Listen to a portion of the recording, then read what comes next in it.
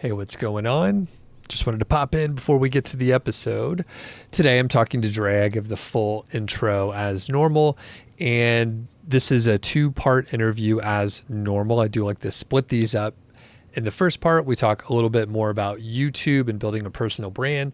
And in the second part, we get into the details of his consultancy and what happened after he got laid off and the kind of work that he does. So I'll keep it pretty simple. Like I said, there's the full intro coming up. I will ask a favor of you, if possible. If you like the show, if you want to help out, a quick little favor for me is leaving a review on whatever platform you check this out on, probably on Apple Podcast or Spotify. A lot of people do watch on YouTube as well, so you can leave a comment there. It always helps out. So thanks a lot, and we'll get to the interview right now. Welcome to the Ranking Revolution podcast, your go-to source for strategies and ideas for SEO, organic growth, content creation, and online business. I'm Doug Cunnington, your host. Paul Andre de Vera is a 20-plus year B2B digital marketer who creates engaging, educational, and entertaining video content that ranks. His innovative approach has made Dre a sought-after speaker, online educator, and organic growth strategist for B2B companies like SAP and Workday. He's a diehard Raiders fan who lives with his two Yorkies, Buddha and Santo. And you'll find Dre hosting the live stream, and it's called SEO Video Show on Fridays at noon Pacific time, which has accumulated over 80,000 watch hours. This hits close to home here. He always looks for the next great place to devour a great, delicious ribeye steak and occasionally sip a glass of whiskey. He was recently laid off and now generates more revenue in 1 year than he did in his 20-plus year corporate career by providing SEO consultation to hyper-growth startups and local businesses at paulandre.com. So today we're going to talk YouTube and building a personal brand, plus a little bit about SEO consulting for startups. So Dre, welcome to the show. Thanks for joining me. My brother, Doug, welcome. Thank you for inviting me. Yeah, this is pretty cool. We haven't talked in a while. We're just catching up, and eventually we realized, hey, we got to hit record and start doing the show here. So I want to go a little deeper and hear about your background. We're not going to spend too much time on the 20-year corporate career, but how'd you get into digital marketing and such? And then we'll get into some of the details on YouTube and live streaming and all that. But yeah, what's your background? Yeah. How'd you get into it? Yeah, back in '97, I started creating websites. I was still in high school, just graduated, and then got into graphic design, and then more likely like web design, web development. And so I got a degree in college and was able to tie all that in naturally when it comes to digital marketing and SEO. Right. And did you just go the corporate route, pretty standard after that, and just kind of toiled around? Actually, I was an entrepreneur right out of college. So I was a content creator back in 2003. I was shooting.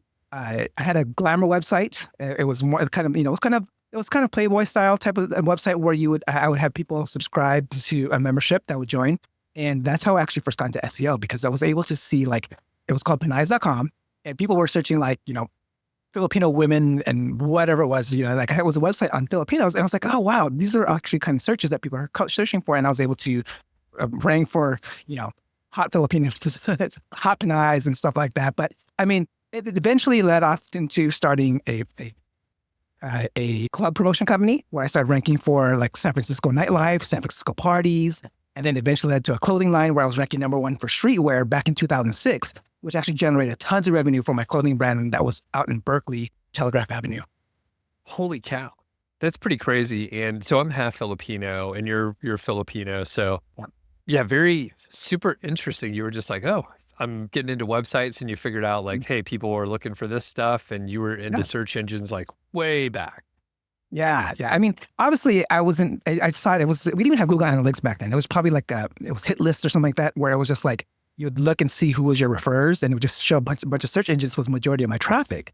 And I was just like wondering, oh, that's interesting. And then you think about it, it goes back to this term probably wasn't even invented back then, or it probably was, but not in our terms. But when we say niche, we have our own niche. A Pinay, which Penize.com means a Filipino woman. It was a site of a bunch of beautiful Filipino women And that's really, really niche, right? So I had my own niche at that time. Yep. Got it. Okay. So let's fast forward, and we're not going to be able to go too deep into like you getting laid off and how like the personal brand and the whole transition and all that stuff, but we'll save that discussion for my other podcast, The Doug Show. But when we first met, it was because you were doing your, your live show, SEO video show. And I was like, all right, this looks cool. We'll check it out. And you've been doing that for a little while. So let's jump into YouTube. And why did you start that channel? What made you think you could do a YouTube like live SEO show that also is pretty niche? Yeah, it was pretty crazy because again, I came back from I had an art degree, right? It was more in multimedia, graphic design. So I had a background in video, photography, and all that good stuff.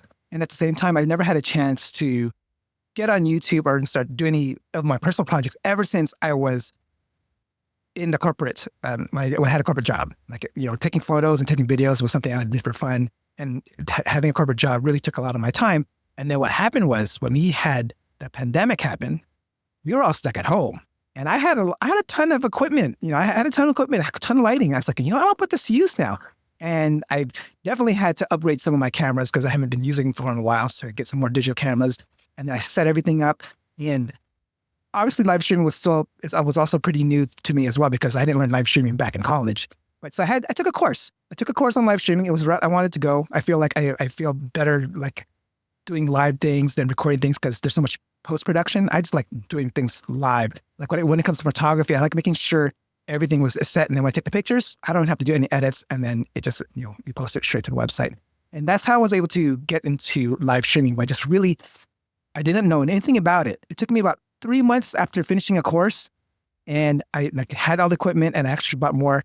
And I was able to launch my very, very first episode in like the first week of July. The pandemic year, so 2020. Yeah, 2020. Yeah, 2020. So we're over 4 years now. So I've been doing the live stream every Friday for 4 years. So that's something that takes dedication. And again, it's fun. I have fun doing it. Like I feel bad when I miss it because I was like, I just like love doing it. Yeah, that's cool, man. Congrats on, making it over 4 years. I don't know if you know this, but when I started on YouTube, I did a few videos. And then I kind of agree with you as far as like the editing, like it was such a time suck. And I kind of enjoyed it, but it just took a lot of time and I wasn't as good at it. And I wanted to remove the barriers and doing a live stream. That was my answer. If you do a live stream, people are a little bit more patient. And I was doing 2 per week for a while.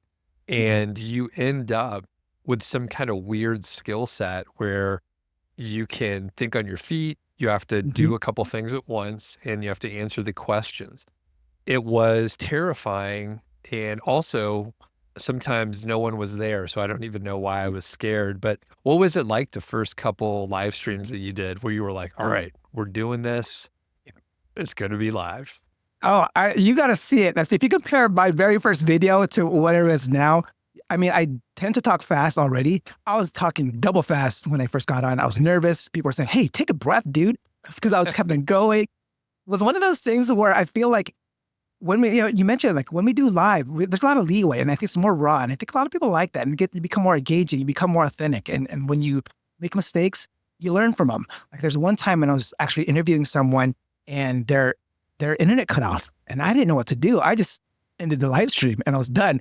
And so I thought about, let me have a panic button. So if that happens again, it'll turn on music and it'll wait and say, hey, and bring me back. And let's wait for my, guest to come back on instead of me panicking and just like shutting off the live stream. So there's one episode, I believe, in one of my first 10 where it was like less than 30 minutes because I cut them off so quickly. Interesting. I never thought to do the panic button thing. That's a great idea. The last time, and this was only a couple months ago, I was talking to someone on a live stream. Their internet was going in and out. So I ad-libbed. I don't even know. I just rambled on. Like I think I made some bad jokes or whatever. But did you ever do Toastmasters? Yes, I did. I was president for 4 years at my work. We had a corporate club. where we competed with everyone. Yes, I was a president at Toastmasters for 4 years. Oh, so you're the real deal. I was like, I went to a couple meetings and I remember there was an activity. You can correct me because I'm going to get it a little bit wrong, Dre. But basically, it was like a minute and a half or so. And basically, it's like a topic out of a hat and you Table topic. Table topic. Okay. Yep. Impromptu speeches. Yep. You have to talk on the topic for one minute, at least a minute and a half at the max. It's hard. Yeah. Yeah. And you don't know what it is. You can't prepare, but a couple little things like that. And I think, that type of skill is one that you get with live streaming. And I got to make sure I'm asking you enough questions, but I was going to say, I was asked to lead a breakout session at a conference a few months ago. And I did what, I started off with sort of group activities as I was instructed. But as I went around, I discovered that they actually wanted to hear me talk. So I did an ad lib, basically like a 30-minute presentation based on the feedback and all that, and made sure like I was answering their questions that I found and like had a much better discussion than what was originally planned. But like live streaming gives you the capability to not like melt down when it was like 100 people or so. And I was like, okay, I'll do the speech. I know what I'm talking about. So it was more like telling a story. I'm curious about your Toastmaster. So it was at the company that you were working at and you were into it. Can you talk a little bit about your interest in speaking? Oh yeah, I was very definitely interested because the one thing, there was another company prior to this company where I was passed up on a promotion. I was trying to they put up a new job listing and I wanted to like say, hey, I want to go for this new position. And then I was told that they wanted someone that could speak to leadership more, really clearly. And I was like, oh, man. Like, I guess, I wasn't as polished enough how I would talk. And so I decided to do something about it when I went to my next job. I was like, you know what? I'm never going to let this happen to me again. I found out this company offers Toastmasters for their employees. And I went to it for 4 years. For the first 2 years, I was just an attendee, then became the VP of education. The third year, then my fourth year there, I was the president. Eventually became president of Toastmasters. So aside from the obvious, or maybe you could just give the obvious, but what were some of the biggest takeaways or benefits that you got from being in Toastmasters? Just one or two. Well, there's definitely the fear of public speaking, right? Because anyone in front of you, you'll have it. But the thing is, you're in a safe place. Everyone there is there to listen to you. So you just kind of get over those nerves that way. And one of the other things is the ahs and ums. Because when you go to one of these meetings, you get ahs, ums. And sometimes there's some places where you would have to throw in like a quarter for every ah or every And then, there's a little pot that you go into that goes back to the club. And so that's really trains you to stop your ahs and ums and just pause, just pause. And of course, hand gestures. I think I get called out a lot on my hand gestures, but I learned a lot from hand gestures through Toastmasters because at the time, you're walking around in a room, and actually if you do the same thing on video, it does get dynamic. Perfect. And I think baked into it is you end up with confidence. So like I said, I only went to a couple meetings. It was right during the pandemic. So we moved over to Zoom meetings. And because I was already doing YouTube for a few years, it wasn't as impactful. I needed to feel nervous by going in front of people. And eventually, I built a few skills around that. But all the things you mentioned, the ums and ahs, ironically, like they still sneak in, but it is okay. I'm much more likely to take a pause. But you do get this sort of confidence in case it's rare whenever you have to like give an impromptu speech, but you probably can ad lib, you make a couple bullet points and you can talk for 2 or 3 minutes and you're much more likely to understand how long you've been talking so that you can keep things short. It's much better to give a short speech than one that's too long. Yeah, I could definitely do an impromptu toast, like how our Toastmasters came from, or even an impromptu speech at, as dark as a funeral. But people would say, hey, did you write that? I was like, no, that came from my heart and off the top of my head. So let's shift back into the YouTube stuff. So you decided to do a live show, and do you do any pre-recorded stuff or is everything live? Majority is everything's live. But I will do some recorded stuff. Just if I'm either creating a commercial for my sponsors, I'll record that. But for the most part, I do live stuff. I might actually even want to even take my format and replicate it in another niche and a bigger niche. Because right now I'm in SEO. You know, there's only so much SEO. But if I go in a bigger niche, like I say AI, and bring that exact same format, I think it'd blow them away. I think you're right. It's a tough format. It really is much harder than people think, just for a lot of the reasons that we're describing. Like imagine YouTube, but then you can't edit it at all. So Yeah. it makes it difficult. Okay. So you do a couple pre-recorded segments, but basically it's live. Do you also publish it as a podcast? Yes, but a podcast is it's different. So what I do is it's a totally different property. So I have the SEO video show, right? And then I also have the SEO Knowledge Bomb podcast. It's basically taking all the nuggets or the knowledge bombs from each episode. And then like there's maybe 5 of them. And then I read it out on a podcast. So the 2 separate entities that will provide the same value and provide value. But, you know, one's a lot shorter, one's like in 5 minutes. And while the podcast is like an hour. And I mean, the show is an hour. And the way I do this is all with AI. I recorded my voice. I've actually asked AI to kind of, hey, can you take out the 5 key things from my interview with so-and-so and then create a podcast for me to read. And then I have my AI voice that I recorded on 11 Labs to read it. And I upload it straight to, Buzzsprout? And then have it syndicated through Spotify, Amazon, Apple Podcasts and stuff like that. So I create the 2 different properties, but kind of they're still original content, right? Because it's coming from my content, but it's just repurposing it in a different way. Perfect. And I like that. It is tough to have the long format. People like to consume different lengths of content, whether it's ultra short form or if it's just, quick hits when they're, they can also queue up because you'll have a lot of these episodes, right? You've been doing it for a while. So conceivably someone could find the show and just kind of listen to them all in their 5 minutes. They could listen all day and they could finish it up quick. Okay. Exactly. Love that idea. All right. So what was the initial goal? So you're stuck at home. You have the video skills. You're like, I've been doing SEO. I have this knowledge. You want to talk to people, right? Another benefit is like you get some social networking, even though you're at home where we're all stuck at home. And did you have a specific goal for monetization or anything like that? And a overall business win? Well, no, I did not. I mean, my overall goal was to actually learn from all of these really good SEOs and digital marketers. It was kind of like to really pick their brains, and and be able to share that knowledge with everyone else that didn't have access to them. But I'd say maybe after the second year, after 2,000 subscribers, one of my guests I interviewed goes, "Hey, have you ever thought about having a sponsor?" I was like, "No." And that's when I decided to they're like, "Oh, so how much would you charge?"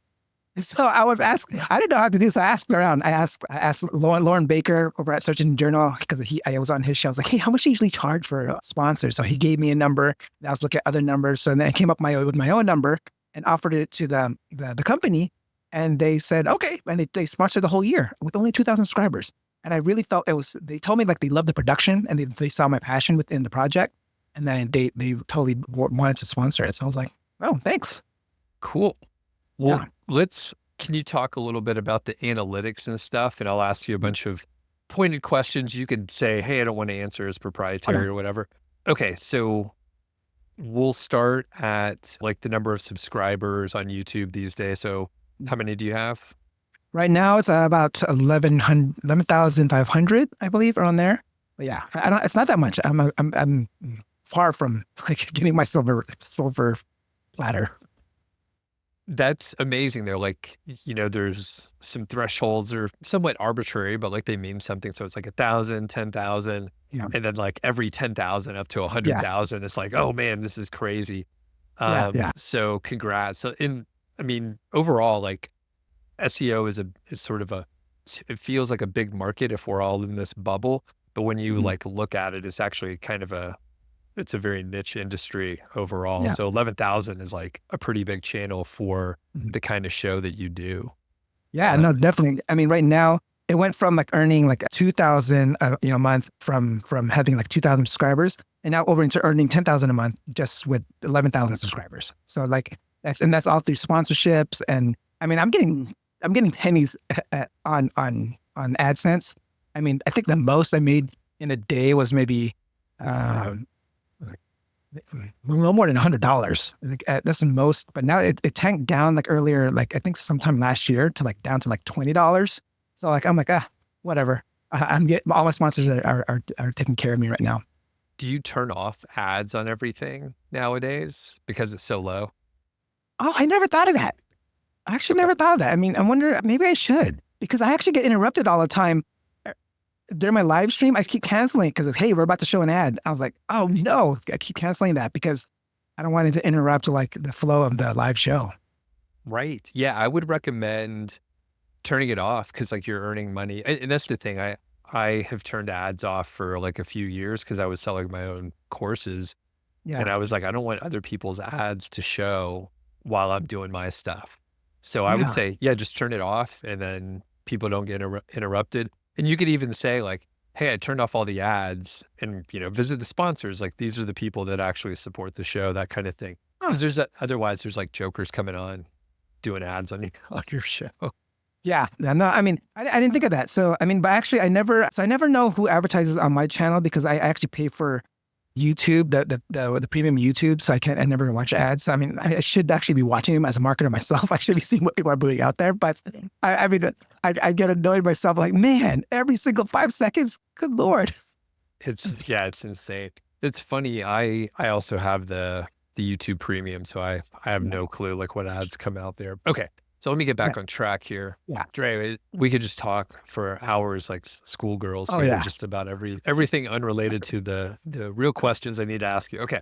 So earnings went up a lot. You didn't have a plan. You got some advertisers on. That's great. Mhm. How many views do you typically get like per episode? And I know it varies a lot Yeah. because of the It's, algorithm, but what do you say? it's about 1,000, about between let's say 900 to 1,200 on Okay. average per show, and that's within a week. Like by the time I interview with someone else, yeah, the previous video has about 1,000. And it's interesting because I mean the first day you'll probably get the 100 or whatever, but I get a lot more throughout the week. It's not it's I mean I would love for everyone to like all 1,000 to show up in live stream. I mean that'd be Yeah. awesome. But I purposely scheduled my live stream at 12 p.m. Pacific Standard Time because that's lunchtime. Because I didn't want to make sure when I was working at my corporate gig that I was gonna like go into like their time. So I made sure it was lunchtime at 12 p.m. Pacific Standard Time on Fridays. Perfect. And this is amazing. So, I'm in the podcasting world and the YouTube world, and people, they hear like what earnings might be and they think about the number of downloads or the views or whatever. But if you're in a niche market, especially for professionals, like Mhm. professional marketers and SEOs, the sponsors, they pay a lot of money. So you're doing roughly 4 shows per month. You said Mhm. you're making like over 10K per Yeah. month from the Yeah. show.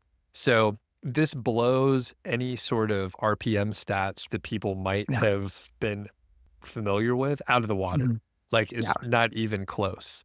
So I know when advertisers have approached me, like general companies, Mhm. they're like, this makes no sense. Like people that are 10 times bigger than you charge less than what you're telling me. But I'm like, nope, that's the rate. Like that's the Yeah. Yeah. industry we're in.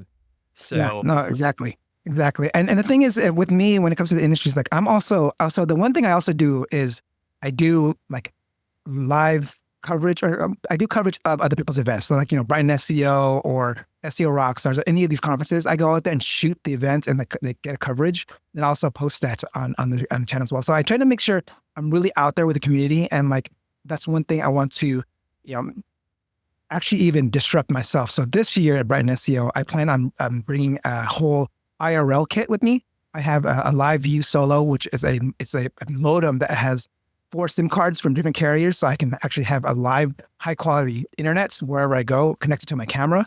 And so now I'm going to be doing live interviews in real life, live on my channel. So that's something new I'm going to be doing and plan on doing more of.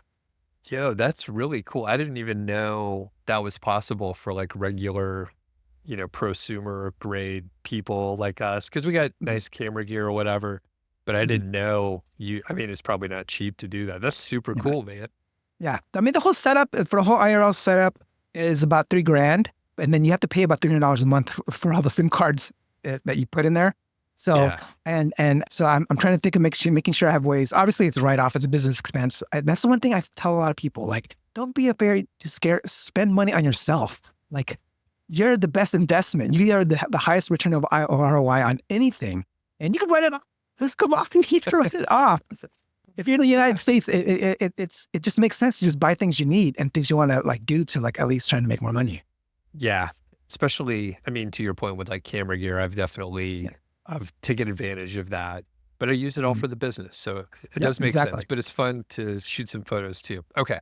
So what tips do you have for people that are looking for sponsorships out there? So let's say they have a fledgling show, they have a little traction. How do you get some people on board?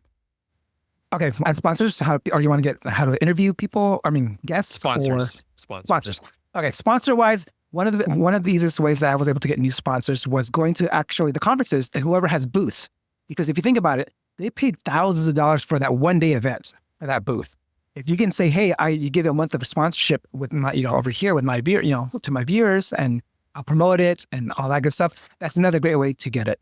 Another way is to interview CEOs of actual companies. That's how I got my very first sponsorship. I was interviewing Sam O over at HRS, and he was he's not necessarily the owner, but he was at HRS, and he was like, hey, dude, like, I think we would love to sponsor your channel. And I was like, okay. So like, yeah, being able to interview people that are companies that actually sponsor other companies. So like, for example, I think SEMrush sponsors like Wix, and I mean, just look at the channels, or look at other people's channels and see which companies are sponsoring channels, and then somehow get your way in. Either interview someone at that company and kind of work your way in, and then they can at least notice you. You can possibly sell yourself that way.